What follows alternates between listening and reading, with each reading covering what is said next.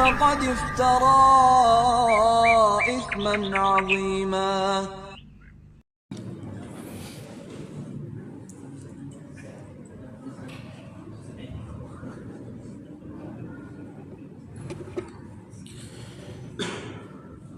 Bismillahirrahmanirrahim. Assalamualaikum warahmatullahi wabarakatuh.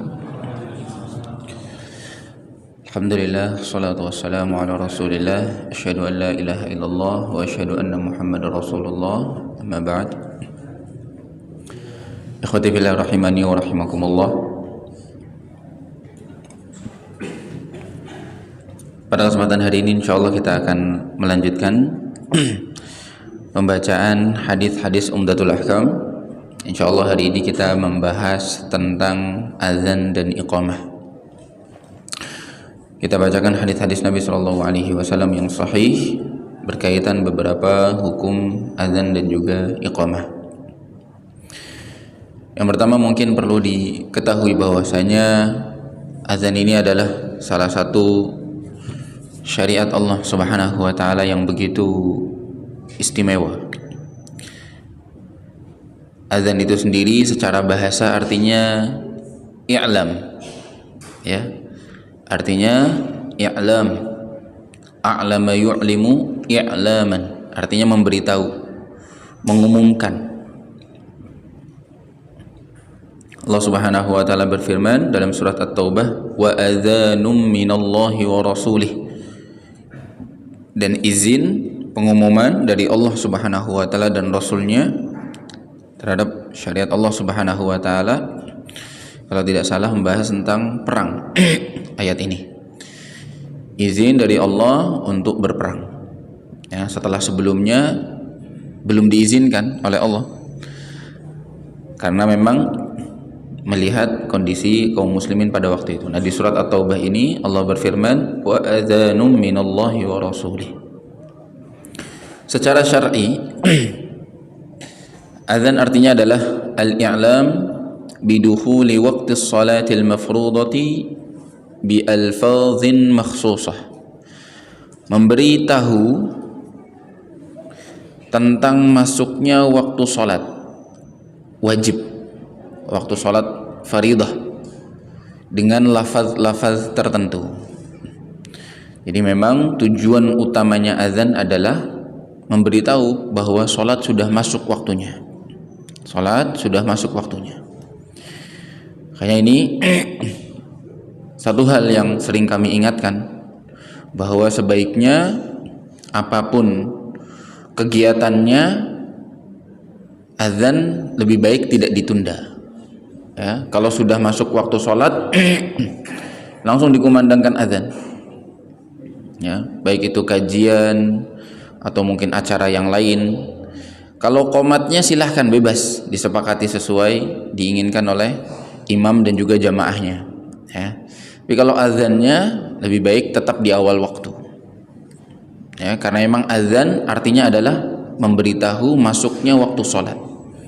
Kalau seandainya azannya diundur, seakan-akan memberitahu bahwasanya waktu sholatnya baru masuk saat azan tersebut.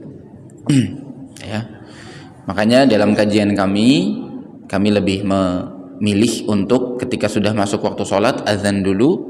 Setelah azan bisa kita lanjutkan sedikit, ya, untuk tanya jawab atau pembacaan hadis-hadis berikutnya.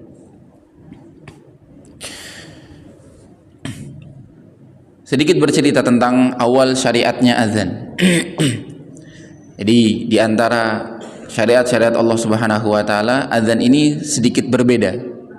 Biasanya syariat sholat, puasa dan lain sebagainya turun langsung dari Rasulullah Shallallahu Alaihi Wasallam berupa wahyu dari malaikat Jibril alaihi salam, atau Nabi menjemputnya di langit seperti dalam kisah Isra dan juga Mi'raj. Namun yang azan ini sedikit berbeda. Diceritakan oleh salah seorang sahabat bernama Abdullah ibn Zaid. Abdullah bin Zaid ini bercerita, suatu ketika para sahabat minta kepada Rasulullah, ya Rasulullah, kami ingin tahu tanda masuknya waktu sholat. Sampai diberikan beberapa usulan Bagaimana dengan api, wahai Rasulullah, kita nyalakan api yang begitu besar? Nabi tidak setuju, karena termasuk adatnya orang Majusi. Atau dengan trompet, akhirnya dengan nakus. Nakus itu mirip genderang kalau tidak salah ya. Nakus itu genderang ditabuh. Walaupun Nabi disebutkan oleh Abdullah bin Zaid, genderang ini sendiri Nabi tidak setuju sebenarnya, tidak suka, karena kebiasaannya orang Nasrani ternyata ya. Kebiasaan orang Nasrani, mereka memberikan pengumuman tentang ibadah mereka dengan nakus. Nah, tapi akhirnya Nabi milih opsi yang terakhir, yaitu genderang. Ya sudah, pakai genderang dulu. Nah, Abdullah bin Zaid tiba-tiba tertidur di suatu malam. Beliau dalam tidurnya bermimpi melihat seseorang yang memakai baju hijau, atasan bawahannya hijau, memegang nakus itu, genderang itu. Ya.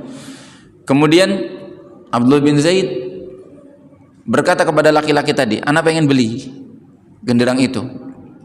Ditanya sama laki-laki ini, "Buat apa antum mau beli genderang ana ini yang ana bawa?" Kata Abdullah bin Zaid, "Mau kami gunakan untuk tanda masuk waktunya sholat." Nah, atas izin dari Rasulullah. Nah, ternyata si laki-laki ini yang di dalam mimpi Abdullah bin Zaid berkata, "Mau nggak tak ajarin kamu hal yang lebih bagus daripada ini, daripada pakai genderang?" Apalagi Nabi sempat mengatakan beliau sebenarnya tidak suka, bahwasanya ini termasuk adatnya orang Nasrani, umat sebelum beliau. Nah, ternyata laki-laki itu mengajarkan kepada Abdullah bin Zaid apa? Lafaz salat. Diajarkan, Allahu Akbar, Allahu Akbar, Allahu Akbar, Allahu Akbar, asyhadu an la ilaha illallah, asyhadu an la ilaha illallah, seterusnya sampai la ilaha illallah. Terbangunlah Abdullah bin Zaid. Ketika bangun di pagi hari, beliau langsung mendatangi Rasulullah Shallallahu Alaihi Wasallam bercerita, "Ya Rasulullah, semalam saya bermimpi ketemu laki-laki pakai baju hijau, atasan bawahannya hijau, kemudian mengajarkanku lafaz ini untuk dipakai sebagai pemberitahuan salat." Apa kata Nabi Shallallahu Alaihi Wasallam?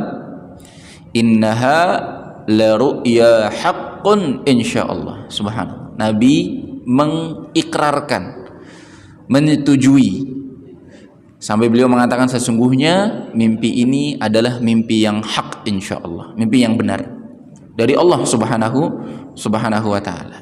Jadi lafaz ini akhirnya dipakai untuk azan atas persetujuan dari Nabi Shallallahu Alaihi Wasallam. Nabi mengatakan, "Innaha la ru'ya haq." Ini mimpi yang hak, silahkan pakai. Namun ternyata Nabi Shallallahu Alaihi Wasallam meminta Abdullah bin Zaid untuk ngajarin lafaz azan ini kepada Bilal bin Rabah.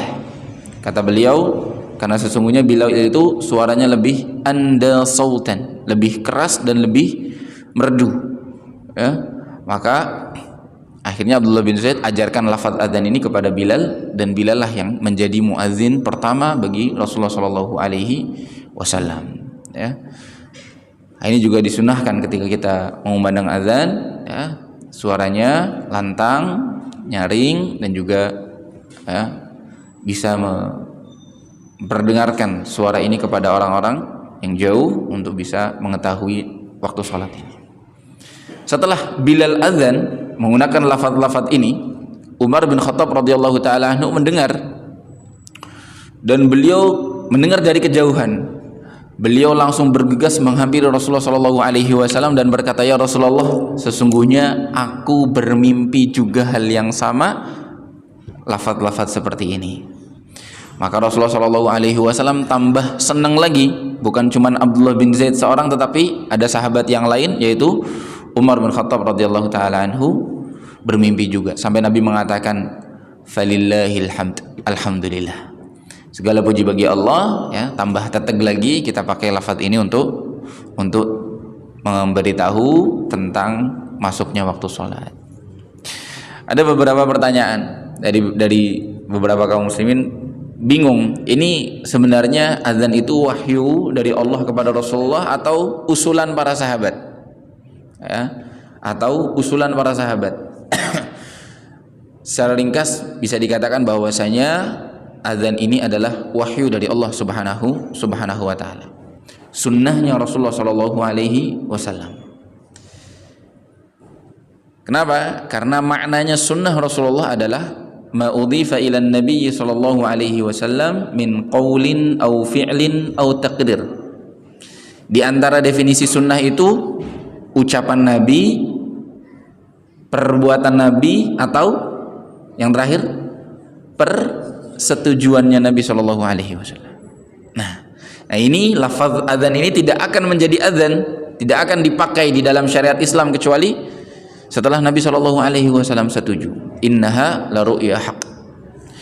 Dan mimpi memang salah satu bagian di antara tanda-tanda kenabian. Ya, dalam riwayat sebutkan bahwasanya mimpi adalah satu dari 70 bagian kenabian. Tanda-tanda kenabian. Ya, riwayat lain mengatakan 60 sekian tanda-tanda kenabian, salah satunya adalah mimpi. Tentunya mimpi yang baik, mimpi yang soleh, yaitu mimpi yang dilihat oleh Abdullah bin Zaid dan juga Umar bin Khattab radhiyallahu taala anhu. Bukan berarti nanti Abdullah dan juga Umar jadi nabi, ya. Kalau nabinya sudah tidak ada. Nabinya yang terakhir adalah Nabi Muhammad sallallahu alaihi wasallam. Adapun tanda-tanda kenabiannya masih tersisa bahkan sampai hari kiamat. Sampai hari kiamat Nabi mengatakan akan terus ada mimpi-mimpi yang baik yang akan dilihat oleh orang yang mukmin.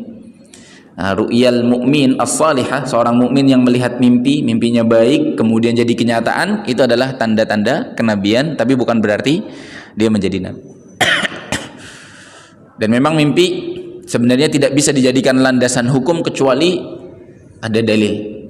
Ya. Ini mimpinya Abdullah bin Zaid dan juga Umar bin Khattab radhiyallahu taala anhu tidak akan menjadi landasan hukum kecuali atas persetujuan Nabi Shallallahu alaihi wasallam.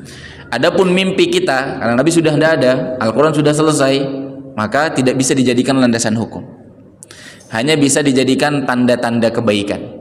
Boleh, ya, misalnya ada seorang mimpi melihat sesuatu, kemudian menurut dia lihat tafsirnya, para ulama sebagian menafsirkan, oh mimpi ini tanda-tandanya kebaikan. Boleh dijadikan bisyarah untuk optimisme. Insya Allah dapat kebaikan ini, mau dapat rezeki atau dapat jodoh atau dapat apa, ya, nggak apa-apa. Tapi tidak dijadikan kepastian atau landasan hukum. Ya, keliru ketika seseorang membuat hukum baru landasannya mimpi, salah. Ya, kalau di zaman Rasulullah boleh saja. Ya, kemudian Rasulullah mengikrarkan. Mimpinya Rasulullah juga adalah wahyu. Tapi kalau zaman sekarang tidak bisa. Dan memang sahabat Umar bin Khattab radhiyallahu taala anhu ini dipuji oleh Rasulullah sallallahu alaihi wasallam, ya, bahwa suatu ketika Nabi sallallahu alaihi wasallam pernah berkata bahwa di antara umatku itu ada yang namanya muhaddatsun. Kata beliau, di antara setiap umat-umat itu ada sekelompok manusia yang dapat ilham. Ya. Terus Nabi mengatakan kalau seandainya di umatku ada, yaitu adalah Umar.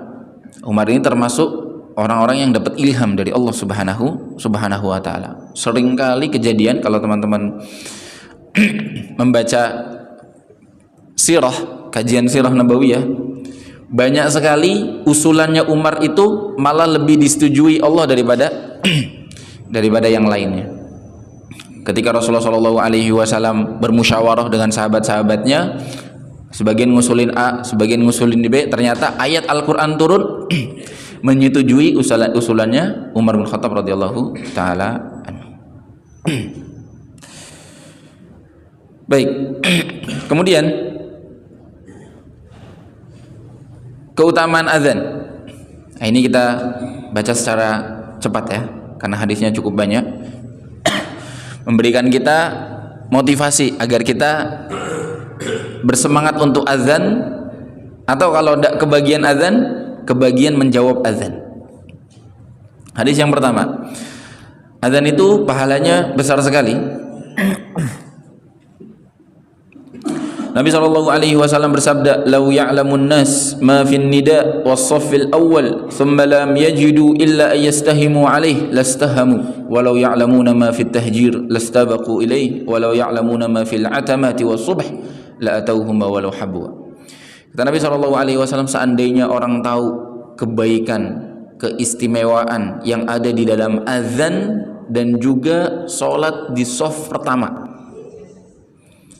Dalam azan, mengumandangkan azan, dan juga sholat di shaf pertama. Tsumma lam yajidu illa yastahimu. Kemudian mereka tidak akan mendapatkannya kecuali dengan diundi. Ya. Jadi karena tahu kemudian rebutan harus diundi, lastahamu alaih, pasti mereka undi. Dan ini pun dijadikan sandaran kalau misalnya ada dua orang yang layak kemudian pengen jadi muadzin, boleh diundi pakai undian, ya, pakai undian. Nabi SAW mengatakan seperti itu. Jadi kalau seandainya mereka tahu dan mereka tidak mendapatinya kecuali harus diundi, harus pakai kupon, pasti mereka mau mengundi karena berebut aslinya. Tapi ya faktanya di lapangannya banyak orang yang tidak tahu ya keutamaan dari azan dan juga shaf awal, sehingga masih banyak yang enggan untuk azan atau enggan untuk sholat di shaf awal. Nah, sholatnya mundur di shaf 2, shaf 3, shaf 4. Nabi sendiri yang mengatakan kalau seandainya mereka nggak bakal dapetin hal ini kecuali dengan undian, pasti mereka mengundi. Tapi sayangnya banyak orang yang masih ragu tentang keutamaan shaf awal. Walau ya'lamuna ma fit tahjir lastabaqu ilaih. Kalau seandainya mereka tahu fadilah di dalam berangkat ke masjid di awal waktu, pastilah mereka akan berlomba-lomba, balapan. Ya. Walau ya'lamuna ma fil atamati was-subhi la atauhuma walau habwa. Kalau seandainya mereka tahu keutamaan yang ada di dalam salat Isya dan juga salat subuh, pastilah mereka akan berlomba-lomba untuk datang meskipun harus ngesot, kata Nabi SAW. Walau habwa. Lagi-lagi kita diuji oleh Allah Subhanahu wa taala keimanan kita. Kita tidak tahu. Kita disuruh sholat, belum pernah lihat balasannya. Kita belum pernah lihat surga, belum pernah lihat kenikmatan yang Allah janjikan. Kalau Nabi SAW sudah pernah lihat. Nabi pernah ditampakkan surga, ditampakkan neraka. Tapi kita bersyukur kita tidak pernah lihat surga dan neraka. Karena kata Nabi, kalau lau ta'lamuna ma a'lam la dhahiktum qalilan wa la bakaitum katsiran. Kata Nabi, kalau seandainya kalian pernah lihat apa yang pernah aku lihat, pasti kalian tidak nafsu untuk ketawa, lebih banyak nangis karena rindu surga, karena takut neraka. Nah, kenapa kita bisa ketawa? Alhamdulillah kita akan pernah lihat neraka, ya. Tapi ya kita disuruh untuk ingat-ingat neraka. Kita tetap beriman, ya. Kita beriman bahwasanya ada surga, ada neraka. Fadilah yang kedua, muadzin itu mendapatkan pahala orang yang sholat dengan azan itu, dan juga diampuni dosanya sejauh suaranya berkumandang. Subhanallah. Nabi SAW bersabda, Innallaha wa malaikatahu yusalluna ala saffil muqaddam. Ini hadisnya riwayat Nasai dan disahihkan oleh Al-Albani. Sesungguhnya Allah dan para malaikat mensolawati, mendoakan kebaikan, kesejahteraan bagi orang-orang yang ada di shaf paling terdepan. Shaf pertama, kedua, ketiga. Wal muadzinu yughfaru lahu madda sautih. Dan seorang muadzin itu akan selalu diampuni oleh Allah Subhanahu wa taala selama suaranya berkumandang. Wa yusaddiquhu man sami'ahu min ratbin wa yabis. Dan nanti akan bersaksi menjadi syahid di hari kiamat semua makhluk maupun benda. Semua makhluk maupun benda, makhluk hidup maupun benda mati. Baik benda yang basah seperti pepohonan, dedaunan, atau air dan lain sebagainya, atau ratb, atau yabis yang kering, bebatuan dan lain sebagainya. Semua akan bersaksi bagi kita. walahu mithlu ajri man shalla ma'ah, dan dia akan mendapatkan pahala orang yang sholat bersamanya. Masya Allah, ini keutamaannya ada. Tapi habis ini jangan rebutan ya, sudah ada muadzin rawatib.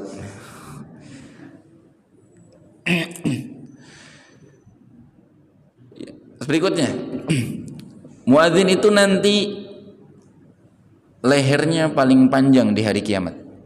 Ini yang sering kadang ditanyakan, sudah memang leher panjang itu bagus? Jangan ditanya ya, kenikmatan surga dan hal-hal yang gaib di akhirat kelak itu tidak sama seperti yang kita bayangkan ya, jauh lebih indah daripada yang kita tahu. Yang ilmunya kita itu udah begitu sempit, terbatas ya, sedangkan ilmunya Allah Subhanahu wa taala luas. Nah, kita tidak tahu. Yang pasti kalau sudah dijanjikan oleh Allah pasti satu kemuliaan. Kata Nabi SAW, al-muadzinun atwalun nasi a'naqan yaumal qiyamah. Di hari kiamat para muadzin adalah orang-orang yang paling panjang lehernya. Mungkin di antara faidahnya adalah ketika nanti di hari kiamat saat manusia berkumpul di padang mahsyar, orang-orang akan tenggelam dengan keringatnya masing-masing. Seorang muadzin dia akan dimuliakan oleh Allah Subhanahu wa taala. Mungkin juga mendapatkan naungan dari Allah Subhanahu wa taala. Yang berikutnya, azan itu mengusir syaitan. Azan itu mengusir syaitan. Rasulullah SAW bersabda, Sahih Bukhari dan Muslim, jadi hadisnya sahih insyaallah, "Idza nudiya bis-shalah adbara syaitan wa lahu durat hatta la yusma'al adzan." Ketika azan dikumandangkan, berbunyi Allahu Akbar, Allahu Akbar, syaitan lari tunggang langgang sambil terkentut-kentut. Walahu durat itu kentut yang ada suaranya. Kalau kentut yang gak ada suaranya itu namanya fusa dalam bahasa Arab. Kenapa syaitan ini kentut-kentut? Sengaja, hatta la yusma'al adzan, sampai adzannya nggak kedengeran sama orang yang ada di sekitar syaitan. Makanya kalau kita lagi ngobrol, kemudian tiba-tiba qomat, loh sudah adzan. Berarti tadi kupingnya dikentutin sama syaitan. Ya. Makanya setiap kali dengar adzan, ya kalau bisa dijeda dulu. Ngobrolnya jeda dulu, berhenti, hajatnya berhenti dulu. Para sahabat Nabi SAW atau para salafus soleh, mereka sampai digambarkan dalam beberapa riwayat kalau mereka lagi bikin kayu, metok palu gitu ya. Palunya sudah diangkat, kemudian azan berkumandang, nggak jadi dipetokan, padahal sudah diangkat, tinggal diayunkan. Mereka sengaja tinggal dulu, mendengarkan azan dulu, bahkan mungkin langsung menjawabnya, memenuhi panggilan sholat. Ini pelajaran bagi kita insyaallah. Fa idza qudiyal adzan aqbal, fa idza suwiba biha adbar. Kalau sudah selesai azan, ya, balik lagi syaitannya. Syaitan balik lagi ganggu manusia. Kemudian setelah dikumandangkan iqamah, lari lagi, pergi lagi, kabur lagi. Fa idza qudiyat tathwib aqbal hatta yakhthura bainal mar'i wa nafsihi yaqul udhkur kadza wa kadza ma lam yakun yadhkur hatta yadhilla ar-rajulu in yadri kam yusalli. Sudah selesai iqamatnya selesai, la ilaha illallah, datang lagi syaitan. Ngapain? Ganggu pas lagi sholat. Karena memang syaitan tidak pernah ridho. Nggak pernah ridho manusia itu patuh kepada Allah. Karena syaitan berjanji ketika dikeluarkan dari surga, berjanji ketika akan kekal dalam api neraka, dia akan mengajak manusia dan juga jin-jin yang lain untuk menemani mereka di neraka. Datang kemudian membisikkan kepada seseorang hal-hal yang tidak pernah terbesit, bahkan hal-hal yang nggak kepikiran di luar sholat bisa kepikiran dalam sholat. Masya Allah, ya, lupa sesuatu ya di luar sholat, giliran pas sholat ingat, itu syaitan yang ngasih tahu. Ya, syaitan yang ngasih tahu. Sampai apa? Hatta yadhilla ar-rajul in yadri kam shalla. Sampai seseorang itu tidak sadar salatnya berapa rakaat. Ya. Lalu Nabi SAW memaklumi hal demikian, meskipun jangan sampai kita kalah sama syaitan. Tapi kalau seandainya ada seseorang yang sampai lupa, fa idza lam yadri ahadukum kam shalla thalathan aw arba'an falyasjud sajdataini wa huwa jalis. Kalau ada orang lupa rakaatnya sudah berapa salatnya, maka dia sujud sahwi 2 rakaat. Kalau misalnya dia lupa sudah 3 atau sudah 4, di antara anjurannya kita pilih 3, karena yang 3 sudah jelas, sedangkan yang rakaat keempat itu masih meragukan. Ya, jadi dia pilih yang sudah 3, kemudian ditambahkan 1 rakaat, setelah itu dia sujud sahwi. Azan ini menyelamatkan seseorang dari api neraka. Masya Allah. Nabi SAW disebutkan dalam riwayat Muslim, kalau Nabi mau berperang kemudian mau menyerang sebuah wilayah, itu Nabi jelas menunggu, memastikan mereka muslim atau bukan. Kalau mereka muslim, Nabi SAW tidak akan mengganggu mereka, akan diberikan haknya, dilindungi dan lain sebagainya. Tidak akan meminta harta apapun untuk Baitul Mal kecuali yang sudah diwajibkan oleh Allah, zakat dan lain sebagainya. Sisanya punya mereka, dibebaskan. Ya, karena mereka sudah mau bersyahadat. Dan di antara tandanya, kalau dari kejauhan, Nabi SAW nunggu sampai masuk waktu sholat. Kalau sudah masuk waktu sholat, Nabi dengar suara azan enggak di kampung itu atau di wilayah itu. Kalau dengar dengar azan, berarti Nabi mencukupkan hal tersebut. Oh, ini muslim, sudah. Ya, dijaga kehormatan mereka, tidak diserang. Nabi SAW ketika mendengar lafaz asyhadu an la ilaha illallah wa asyhadu anna muhammadar rasulullah, Nabi mengatakan kharajta minan nar, engkau yang azan telah keluar dari api neraka, telah diselamatkan dari api neraka. Fanadharu fa idza huwa ra'i ma'zah. Ketika mereka melihat, ternyata yang azan adalah seorang penggembala kambing. Nabi SAW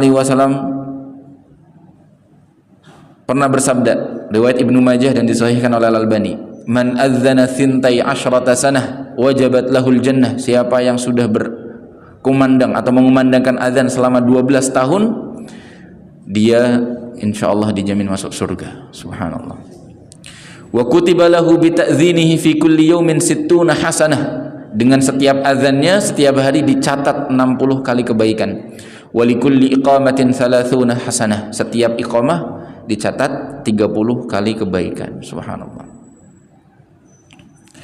Dalam riwayat yang lain Nabi SAW bersabda, ya'jabu rabbuka min ra'i ghanamin fi ra'si syadhiyatil jabal yu'adhdhinu bis shalah wa yusalli fayaqul Allah azza wa jal unzuru ila abdi hadha yu'adhdhinu wa yuqimu shalah yakhafu minni faqad ghafartu li abdi wa adkhaltuhu al jannah. Kata Nabi SAW, Allah itu begitu takjub, ya, melihat ada seseorang yang sendirian di padang pasir ya, atau di puncak gunung, penggembala sendirian, tapi mau azan, mau qomat, meskipun hanya bisa sholat sendirian karena tidak ada orang lain. Lalu Allah Subhanahu wa taala berfirman, unzuru ila abdi, lihat hambaku ini, ya, yang begitu patuh. Dia azan, dia qomat, kemudian mendirikan salat karena takut kepadaku. Sungguh telah aku ampuni bagi hambaku ini dan aku akan masukkan dia ke dalam surga. Kemudian yang terakhir, riwayat Abdul Razzaq disahihkan juga Al-Albani dari Salman Al-Farisi, Rasulullah SAW bersabda, idza kana ar-rajulu bi ardi qayyin fahanatis shalah falyatawadda. Kalau ada seseorang di padang pasir sendirian kemudian datang waktu salat, maka hendaknya dia berwudu kalau bisa berwudu. Fa illam yajid ma'an falyatayammam. Kalau tidak ada air, tayamum. Fa in aqama shalla ma'ahu malakan. Kalau dia qomat saja langsung tanpa azan, maka dia akan salat bersama 2 malaikat yang menjaga dia. Setiap dari kita punya 2 malaikat yang selalu mencatat amal-amal kita. Ya, malaikat itu punya sifat raqibun atid, ya, kanan dan kiri. Yang kanan sifatnya raqibun atid, yang kiri juga sifatnya raqibun atid. Raqib artinya yang selalu mengawasi, selalu menjaga, atid yang selalu hadir. Tidak pernah kelewat satu kebaikan pun atau satu keburukan pun dari kita. Dan kita disuruh untuk malu kepada dua malaikat ini kalau mau melakukan keburukan, karena malaikat ini tidak pernah absen, selalu hadir, selalu tercatat semua ucapan dan juga perbuatan kita. Nah, ketika kita sholat sendirian, mereka akan ikut sholat bersama kita kalau kita kumandangkan iqamah.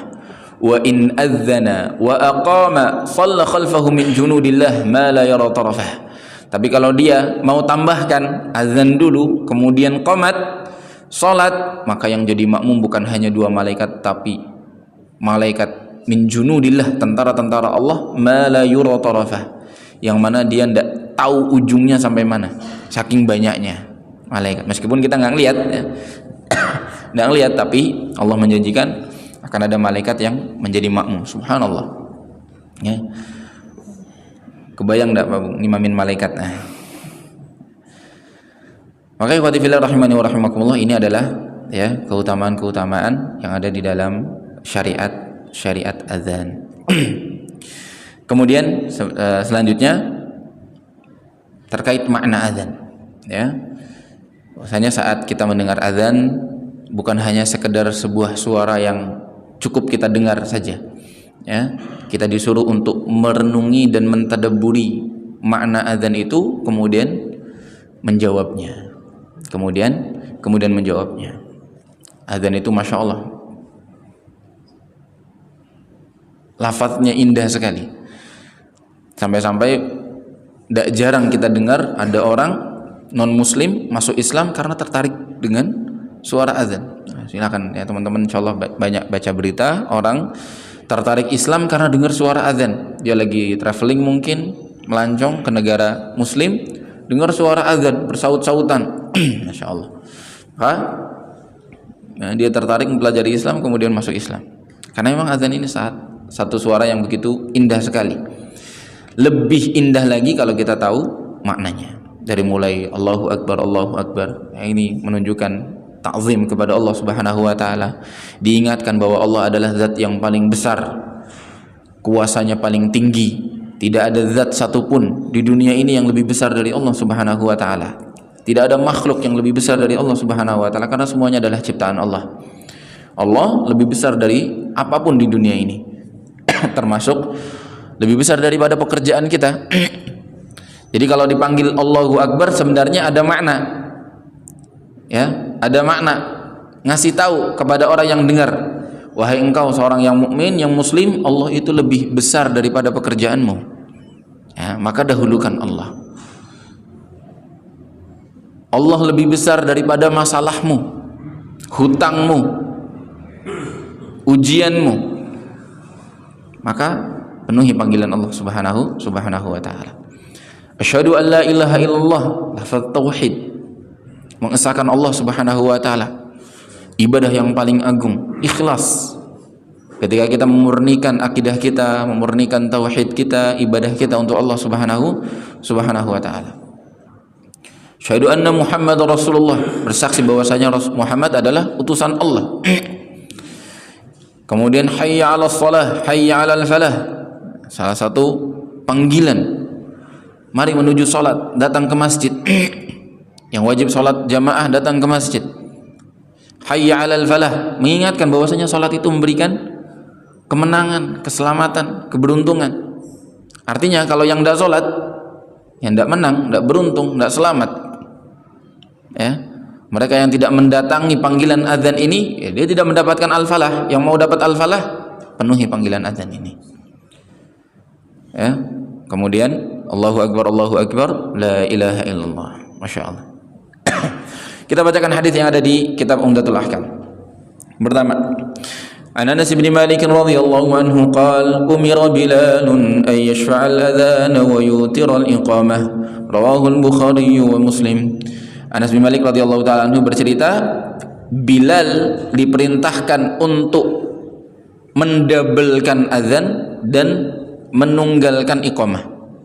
ya, disuruh untuk membaca azan lafaznya di 2 kali, dikalikan 2, dan iqamah cukup 1 kali. Cukup 1 kali. Lafaz Anas umira Bilal, ya, meskipun tidak ada lafaz Rasulullahnya, ya, maka kita fahami bahwasanya Bilal ini diperintahkan. Siapa yang memerintahkan? Rasulullah Shallallahu Alaihi Wasallam. Sehingga para ulama mengkategorikan hadis ini adalah hadis Rasulullah Shallallahu Alaihi Wasallam. Meskipun tidak secara sharih terus terang atau gamblang nabinya disebutkan, tapi termasuk hukumnya hadis marfu', hadis yang sampai kepada Rasulullah Shallallahu Alaihi Wasallam. Karena ada hadis yang levelnya di bawah marfu', tidak sampai kepada Rasulullah, hanya sampai kepada sahabat Nabi Shallallahu Alaihi Wasallam. Ya, riwayat seorang sahabat itu disebut mauquf. Nah, kalau ini dianggap marfu' sampai kepada Nabi Shallallahu Alaihi Wasallam karena konteksnya atau teksnya berbunyi umira Bilal, Bilal diperintahkan, dan jelas yang memerintahkan Bilal adalah Rasulullah Shallallahu Alaihi Wasallam. An yashfa'al adzan ay ya'ti bi alfadhihi syaf'an. Syafa' itu artinya genap, witir itu artinya ganjil, ya. Adzan dibaca 2 kali, iqamah dibaca 1 kali. Ya. Nabi Shallallahu Alaihi Wasallam meminta Bilal untuk membaca azan 2 kali, tujuannya li'lamil ghaibin, untuk ngasih tahu orang yang jauh, yang sedang tidak ada di masjid. Ya, kalau diulang-ulang jadi yang jauh lebih mendengar. Wa hadza adat takbir fi awwalihi faqad sabata tarbi'uhu, kecuali takbir yang di awal. Takbir yang di awal itu tidak 2 kali, tapi berapa kali? 4 kali. Allahu Akbar, Allahu Akbar, Allahu Akbar, Allahu Akbar. 4 kali. Nah, ini ada riwayat lain yang menjelaskannya. Ya, sisanya tetap 2 kali. Jadi Allahu Akbar yang pertama itu 2 kali. Wa kalimatut tauhid fi akhirih, dan juga yang beda sendiri kalimat tauhid, kalimat la ilaha illallah yang ada di akhir azan. Faqad thabata ifraduha, ada hadis lain yang mengkhususkan untuk lafaz la ilaha illallah di akhir azan ini cukup 1 kali, ya. Kan kalau normalnya 2 kali berarti Allahu Akbar, Allahu Akbar, asyhadu an la ilaha illallah, asyhadu an la ilaha illallah. Tapi yang sering kita dengar apa? Allahu Akbarnya 4 kali yang pertama. Allahu Akbar, Allahu Akbar, Allahu Akbar, Allahu Akbar. Nah, ini diambil dari riwayat lain. Di situ disebutkan untuk takbir yang di awal 4 kali. Dan kalau mengikuti hadis Bilal ini harusnya la ilaha illallah yang di akhir itu juga 2 kali. Ya, ketika selesai mau selesai adzan, Allahu Akbar, Allahu Akbar, la ilaha illallah. Harusnya la ilaha illallah lagi 2 kali. Nah, tapi disebutkan 1 kali dalam riwayat lain, sehingga yang dipraktekkan untuk la ilaha illallah yang di akhir ini cukup satu kali.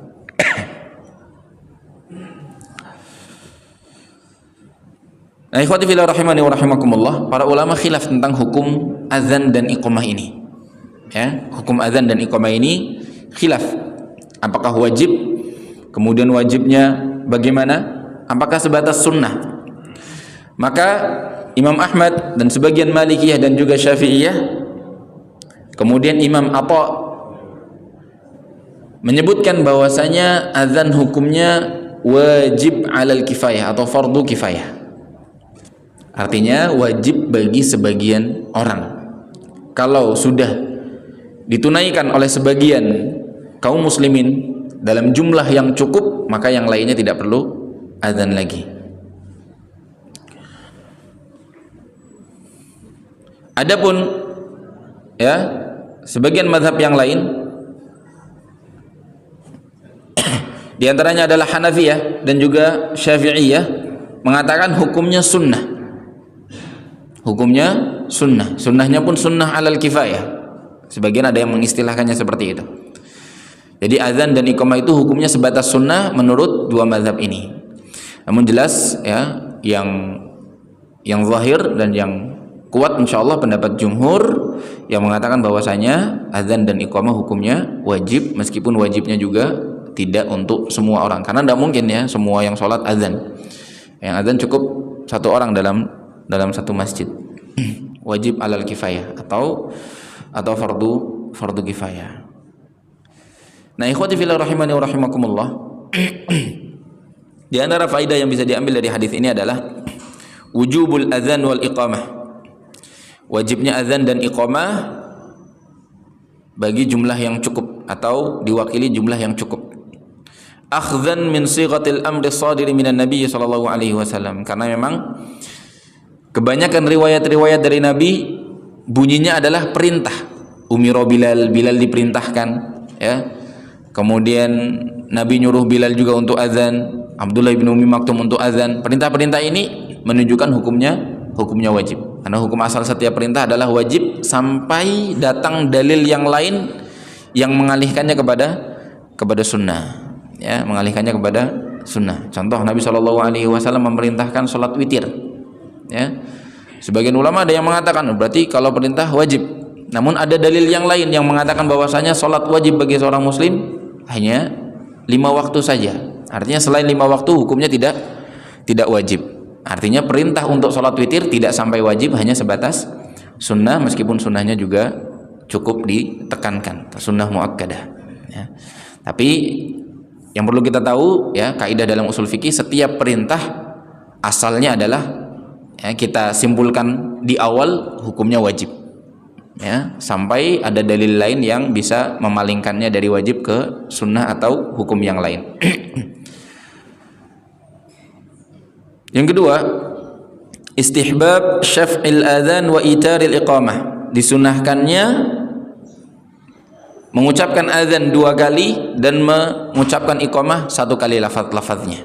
Lafaz azan disunahkan dibaca 2 kali, iqamah 1 kali. Ini menurut beliau. Azan dan iqamahnya wajib, tapi untuk sifatnya atau sighahnya, cara azan dan cara iqamahnya maka memang bermacam-macam.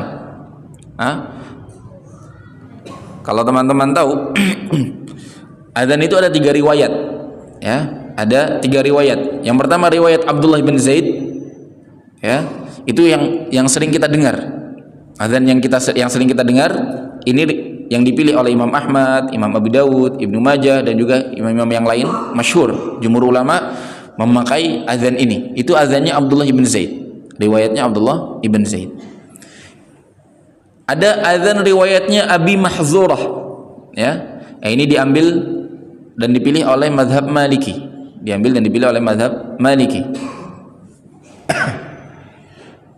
Yaitu bagaimana? Allahu Akbarnya yang pertama cuma 2 kali, tidak sampai 4 kali. Bedanya di situ, ya. Abi Mahzurah itu Allahu Akbar yang pertama itu tidak sampai 4 kali. Ya, jadi dia hanya memakai takbir yang 2 kali saja. Itu riwayatnya Abu Mahzurah. Ada lagi riwayat lain yang diambil oleh Imam Syafi'i rahimahullah, dari riwayat Abi Mahzurah lagi, tapi dari jalan yang lain, yaitu apa? Asyhadu an la ilaha illallah sama asyhadu anna Muhammadar Rasulullahnya 4 kali. Disebut dengan tarji'. Jadi yang pertama setelah Allahu Akbar, kemudian asyhadu an la ilaha illallah, asyhadu an la ilaha illallah, asyhadu anna Muhammadar Rasulullah, asyhadu anna Muhammadar Rasulullah. Diulang lagi, asyhadu an la ilaha illallah, asyhadu an la ilaha illallah, asyhadu anna Muhammadar Rasulullah, asyhadu anna Muhammadar Rasulullah. Dan ini dipraktekkan oleh sebagian kaum muslimin karena memang riwayatnya sahih dan boleh dipraktekkan seperti itu. Dan di antara gambarannya juga disebutkan untuk asyhadu an la ilaha illallah yang pertama dan asyhadu anna Muhammadar Rasulullah yang pertama itu suaranya pelan. Kemudian asyhadu an la ilaha illallah dan asyhadu anna Muhammadar Rasulullah yang kedua itu suaranya lebih lantang. Qomat juga demikian, ya. Qomat juga bermacam-macam, ya.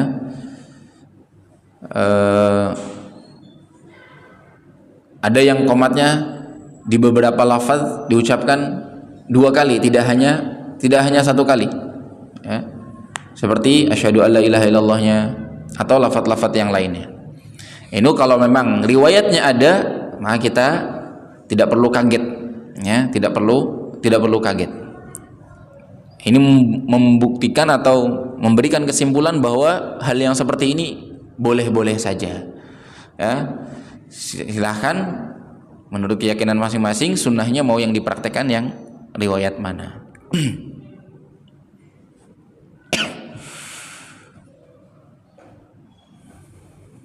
Taib. Hadis berikutnya.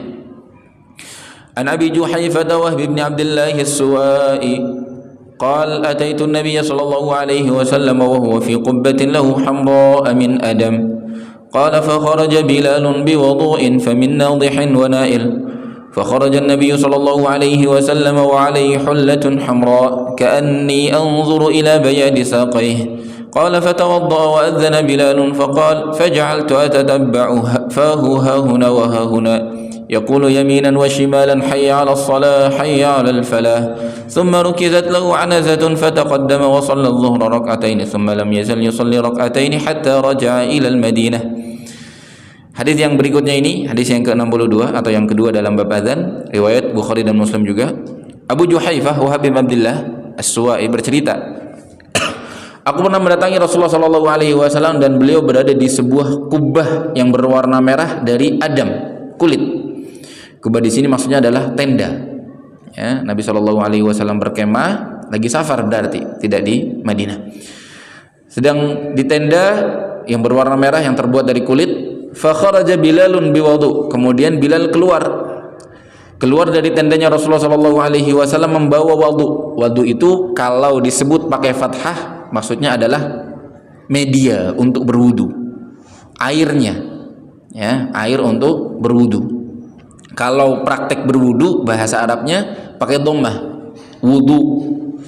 Tapi kalau wudu itu artinya air wudu. Sama seperti tuhur. Tuhur itu bersuci. Ya. Makanya hadis at-tuhuru syatrul iman itu dibacanya pakai tu, bukan at-tahuru. Pakai dhammah, at-tuhuru syatrul iman. Kebersihan, kesucian sebagian dari iman. Kalau airnya atau media yang dipakai untuk bersuci namanya tohur, pakai fathah. Sama juga seperti sahur, ya. Sahur itu sebenarnya istilah untuk waktu atau makanan yang dimakan saat sahur, ya. Sedangkan prakteknya itu suhur, ya. Prakteknya disebut suhur. Makanya sebagian ulama membaca hadis tentang keberkahan sahur itu fa inna fis suhuri barakah. Meskipun untuk hadis ini masih bisa maknanya masih nyambung dibaca fa inna fis sahuri barakah. Baik dalam praktek sahurnya ada keberkahan atau dalam makanan sahur itu juga ada keberkahan. Ketika Bilal keluar membawa wudu, air sisa wudu Nabi sallallahu alaihi wasallam, famin nadihin wa nail, rebutan para sahabat Nabi sallallahu alaihi wasallam. Ada yang hanya dapat dipercikin saja sama Bilal, ada yang dapat sampai nyiduk. Ya, bekas air wudunya Nabi sallallahu alaihi wasallam. Dan memang khusus untuk Nabi sallallahu alaihi wasallam sisa-sisa pemakaian beliau suci dan berkah. Air wudunya, keringatnya, rambut beliau itu direbut oleh para sahabat. Cincinnya beliau sallallahu alaihi wasallam. Pernah kita sebutkan Ummu Salamah kalau tidak salah pernah menyimpan rambutnya Rasulullah sallallahu alaihi wasallam. Ya, setiap kali ada yang sakit, rambut itu dicelupkan ke dalam sebuah air, kemudian diaduk-aduk, kemudian mungkin dibacakan ayat Al-Quran, setelah itu diberikan kepada orang yang sakit. Ya. Tapi selain Nabi sallallahu alaihi wasallam tidak bisa dikiaskan kepada Nabi. Sesoleh apapun dia, sewali apapun dia, walaupun sahabat Nabi, ya. Kalau yang paling mulia, paling soleh itu kan sahabat Nabi, meskipun sahabat Nabi. Sebagian para ulama atau bisa dikatakan ini pendapat yang insya Allah yang sahih, keberkahan Nabi Shallallahu Alaihi Wasallam itu tidak bisa disamakan dengan yang lainnya. Artinya yang lainnya tidak bisa kita rebutan keringatnya, rebutan cium kakinya, rebutan sisa air minumnya, tidak. Kita hanya bisa mengambil keberkahan dari mereka, dari kesolehannya, dari akhlaknya, dari ilmunya, ya, bermajlis bersama mereka, mendengarkan ayat Al-Quran bersama-sama. Ini insya Allah ikut mendapatkan keberkahan dari Allah Subhanahu wa Ta'ala. Tapi zatnya hanya dari Nabi sallallahu alaihi wasallam. Fakharaja an-nabi wa alaihi hullatun hamra ka'anni anzuru ila bayadi saqai. Nabi keluar dari tenda memakai baju warna merah. Ya, memakai baju warna merah. Jubah warna merah. Nah, ini sebenarnya ada riwayat-riwayat yang lain yang malah isinya Nabi melarang memakai baju warna merah.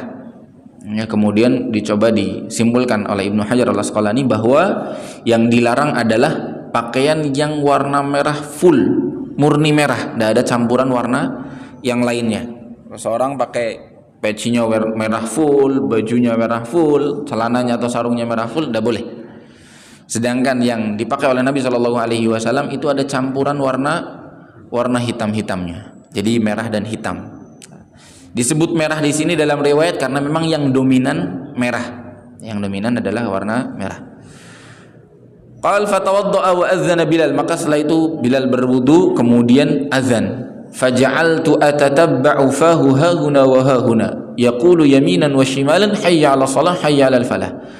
Sahabat periwayat hadis ini Abu Juhfa atau Wahab bin Abdullah As-Suwa'i, beliau memperhatikan Bilal itu ketika azan hayya 'alas shalah hayya 'alal falahnya noleh ke kanan dan ke kiri, ya, hayya 'alas shalah, kemudian hayya 'alal falah ke kiri. Tsumma rukizat lahu anazah, kemudian salah seorang sahabat menancapkan sepotong tongkat, ya, di depan. Fataqaddam, lalu Nabi maju. Wa shalla dzuhra rak'atain, kemudian salat zuhur 2 rakaat karena memang lagi safar, ya, boleh mengqashar 4 rakaat menjadi 2 rakaat. Tsumma lam yazal yusalli rak'atain hatta raja'a ilal Madinah, dan masih terus salat zuhur 2 rakaat dalam safar beliau sampai pulang ke Madinah. Ya, disebutkan kisah ini ketika beliau berada di Mekah, bahkan di area Masjidil Haram. Ini menyebutkan bahwasanya disunahkan seseorang membuat sutrah meskipun di Masjidil Haram atau meskipun di dekat Ka'bah. Karena sutrah ini tujuannya untuk, ya, pembatas antara dia, tempat sujud dia dengan orang yang akan lewat, agar tidak lewat di tempat sujud dia. Nah, di sini ada satu faedah, yaitu Bilal menoleh ke kanan dan ke kiri ketika hayya 'ala shalah hayya 'alal falah. Nah, ini secara ringkas di antara faedahnya adalah karena agar suaranya menyebar, ya, suaranya menyebar, yang kanan dengar, yang kiri juga dengar. Adapun zaman sekarang yang sudah ada mikrofon atau speaker, sebagian ulama mengatakan tidak perlu lagi diamalkan. Kalau diamalkan juga boleh, silahkan. Tapi kalau yang tidak pakai speaker, tidak pakai mikrofon, lebih dianjurkan lagi untuk menoleh ke kanan dan ke kiri saat hayya 'alas shalah dan hayya 'alal falah. Wallahu taala alam bissawab. Kita cukupkan dulu sampai sini untuk dikumandangkan adzan. Baik, kita buka kesempatan bagi yang ingin bertanya. Silakan. Yang mau tanya dulu saya langsung. Kalau misalkan di rumah kan kita mendengar adzan banyak sekali, itu yang dijawab yang mana? Kalau di rumah dengar adzan banyak sekali, ini masya Allah ya, Indonesia setiap gang ada musola, ada masjid, dan semuanya keras suaranya, bahkan keras-kerasan. Maka yang dijawab adalah adzan. Sebagian ulama mengatakan adzan di mana tempat kita sholat, di masjid yang akan kita datangi untuk sholat, ya. Kalau misalnya masjid yang mau kita datangi malah suaranya lebih lirih, ya, yang lebih keras, yang lainnya lebih dekat, tapi kita nggak sholat di situ karena terpisah tembok misalnya, tidak ada jalan, ya, biasanya perumahan, ya, ya seperti di sini, ya, yang di perumahan sini ada musola dekat di perumahan Safir, musola Umar bin Khattab, ya kalau nggak salah. Itu suaranya lebih jelas. Ya, yang di sini malah lebih lirih karena nggak tahu keterpa angin atau speakernya ngadepnya ke sini atau. Jadi nggak lebih terdengar daripada adzan-adzan yang lain. Bahkan yang di Limbangan lebih terdengar kadang-kadang. Maka sebisanya jawab adzan mana saja, insya Allah tidak masalah. Ya, yang penting jawab adzan. Jangan malah karena bingung malah nggak dijawab sama sekali. Ya. Dijawab azan, yang paling bagus azan di mana tempat kita sholat, itu yang lebih utama. Sebagian ulama mengatakan seperti itu. Ada pertanyaan lain? Enggak, Pak. Ustaz bisa menggunakan juga namanya trompet itu kan di orang Yahudi atau Nasrani. Tapi mengapa ketika Yaman ada banyak yang memilih trompet?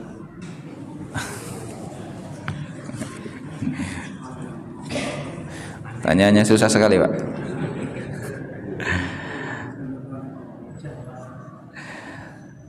Yang pertama,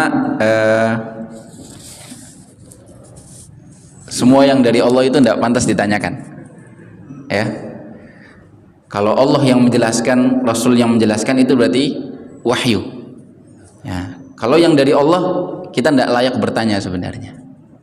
Allah Subhanahu wa taala berfirman, la yus'alu amma yaf'alu wa hum yus'alun. Allah itu tidak ditanya tentang apa yang Allah lakukan. Kita yang akan nanti ditanya oleh Allah Subhanahu wa taala di hari kiamat, ya. Jadi jawabannya wallahu alam. Enggak tahu.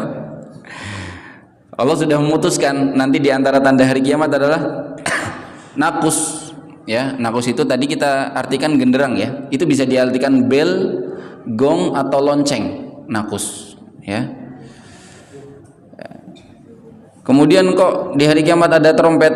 Ya, wallahu alam, apakah trompet benar-benar adatnya orang Yahudi atau tidak? Ya, yang pasti Allah Subhanahu wa taala berfirman, wa nufikha fis-sur. Nanti akan ditiup dalam sur. Sur itu bisa diartikan trompet. Nah, trompetnya bagaimana wallahu alam. Kenapa kok Allah pakai trompet? Ya, itu terserah Allah. Tapi kalau saya sendiri ditanya wallahu alam. Mungkin kalau tanya yang lain tahu ada hikmahnya, tapi kalau saya sendiri tidak tahu hikmahnya apa. Disebutkan trompet itu ujungnya sudah ada di mulutnya malaikat Israfil. Malaikat Israfil mulutnya itu sudah nempel di trompet itu. Tinggal nunggu kapan diperintahkan untuk meniupnya. Nah, jadi jawabannya wallahu alam, tidak tahu. Mungkin bisa ditanya ke ustadz yang lain yang lebih berilmu. Ada lagi? Enggak.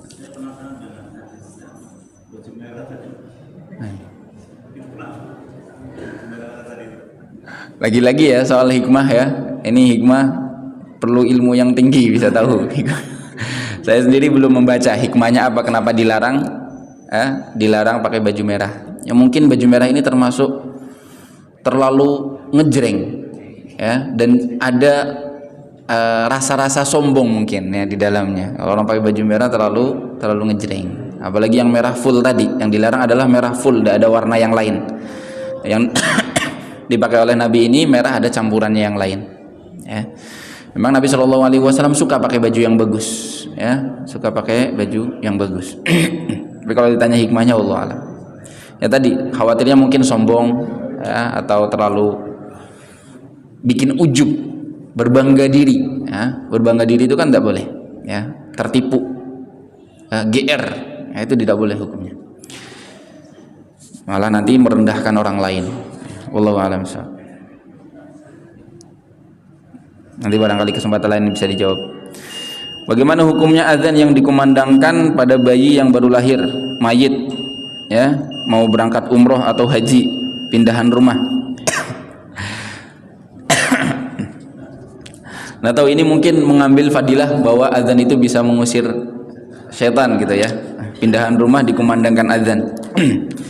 Nah, kalau yang pindahan rumah atau berangkat umroh dan haji ini wallahu alam tidak pernah kami dapati riwayatnya. Tapi kalau untuk bayi dan juga mayit, ya, ini ada riwayat, kemudian ada khilaf di antara para ulama. Sebagian mempraktekkan, sebagian tidak mempraktekkan. Karena memang riwayatnya ada celahnya, ya, ada sisi lemahnya. Tapi kalau untuk berangkat umroh dan haji pindahan rumah, kami belum pernah mendapati. Dan kalau ini meyakini dari Rasulullah, berarti kita mengada-ngada ibadah yang tidak pernah dicontohkan oleh Rasulullah Shallallahu Alaihi Wasallam. Ada lagi tanya yang lain? Mungkin sedikit kami tambahkan. Tadi banyak pertanyaan tentang menjawab azan. Ya, menjawab azan itu disunahkan dan fadilahnya begitu besar sekali. Ya, fadilahnya begitu besar sekali. Bahkan digambarkan orang yang jawab azan itu akan mendapatkan pahala azan, karena kan azan tidak bisa semuanya azan. Yang bisa cuma satu orang saja.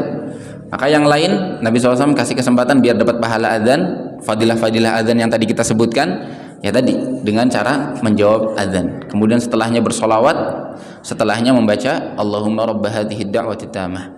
Kemudian hayya 'alas shalah, hayya 'alal falah. Sebagian ulama mengambil riwayat disunahkannya menjawab bukan dengan hayya 'alas shalah, tapi dengan la haula wala quwata illa billah. Karena hayya 'alas shalah itu artinya mari ke salat, mari mendatangi salat. Kalau kita jawab dengan jawaban yang sama tidak cocok. Walaupun sebagian ulama ada yang lebih memilih untuk menjawab dengan jawaban yang sama, karena memang hadisnya secara umum menjawab ucapannya seperti ucapan muadzin. Namun ada riwayat yang lain yang mengatakan bahwa untuk hayya 'alas shalah, hayya 'alal falah dijawabnya dengan la haula wala quwata illa billah. Jadi dipanggil untuk salat, kemudian kita jawab tidak ada upaya atau kekuatan bagi kami untuk mendatangi salat itu kecuali dengan izin Allah subhanahu wa ta'ala. Ucapannya la haula wala quwata illa billah lebih pas. Kemudian yang keliru, sebagian orang ada yang jawab qomat tapi cuman la ilaha illallahnya saja. Ya biasanya setelah qomat la ilaha illallah, ya, makmumnya atau imamnya juga bilang la ilaha illallah. Sebagian lagi nambah haqqon la ilaha illallah. Ada kalimat haqqonnya. Yang seperti ini perlu adanya dalil. Ya. Kalau menjawab semua lafaz iqamahnya malah lebih mending, karena memang iqamah juga seringkali dalam hadis-hadis Nabi diistilahkan sebagai azan. Nabi mengatakan kullu ma bainal adzanaini shalah. Setiap antara dua azan itu ada salat sunnah. Jadi maksudnya adalah azan dan iqamah.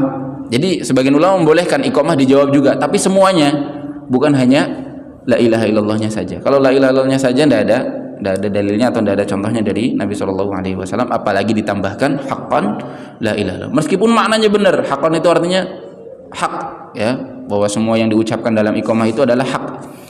Ya, tidak ada Tuhan yang berhak disembah kecuali Allah Subhanahu wa taala. Tapi untuk selalu mempraktekannya setiap kali mendengar qomat la ilaha illallah jawab la ilaha illallah tidak ada contohnya dari Nabi sallallahu alaihi wasallam. Kita tutup dengan doa mau azan, tidak ada juga, ya. Doa mau azan tidak ada, ya. Nabi SAW nyuruh Bilal, nyuruh Abdullah bin Ummi Maktum, tidak ada suruh doa sebelum azan. Sebagian ada yang bismillah, ada yang sholawat dulu, dan seterusnya. Maka kami lebih condong untuk lebih baik tidak dipraktekkan kalau tidak ada contohnya dari Nabi SAW. Karena kalau misalnya itu sunnah, simpelnya, kalau memang itu sunnah, ya harusnya Nabi ajarkan. Orang Nabi paling tahu, Nabi yang paling afdol, sahabat yang paling mulia.